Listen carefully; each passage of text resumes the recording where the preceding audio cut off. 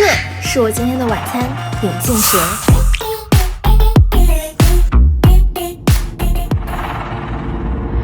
嗨，我瑞，我现在人在印尼前首都雅加达街头的一家小吃摊。那这家小吃非常特别，特别到很多路人路过都要绕着走。它就是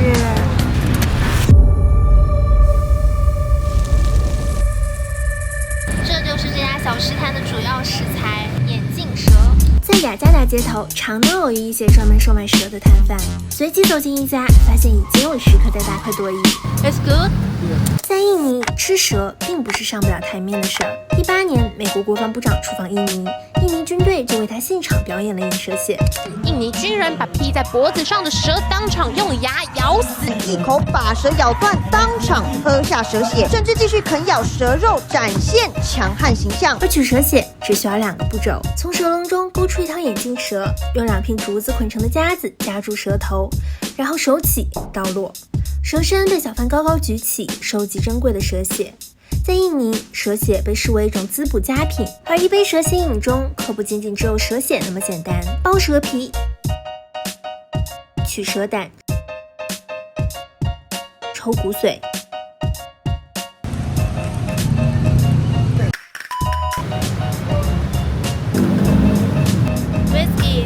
再将它们和威士忌搅匀，这样一杯蛇血特调就做好了。还挺雅，放了个咖啡杯。除蛇血外，不少食客光顾只为品尝当地有名的美食——沙爹蛇肉串。先不论这个摊的卫生情况如何，师傅的手艺确实没话说。娴熟的手法，3下5除2就处理好了蛇肉，准备穿串。师傅开始备烧烤炉了，放一些炭。眼瞅着老哥从塑料袋里掏出一把伤痕累累的竹签，开始穿串。在印尼，卖眼镜蛇肉是合法的，而且绝对可以算得上是一个高收入行业，但高回报意味着高风险，被毒蛇咬可不是开玩笑的。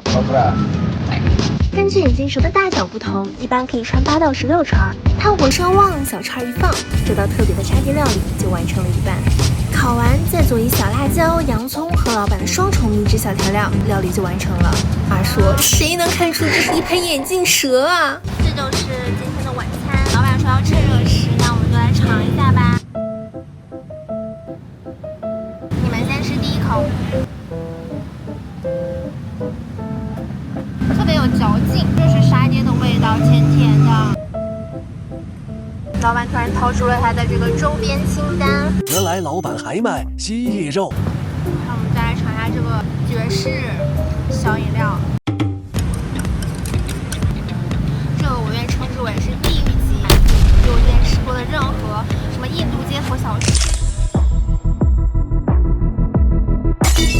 不是一个 level 的，闻起来就是很浓的酒味儿。好东西当然要和大家一起分享啦。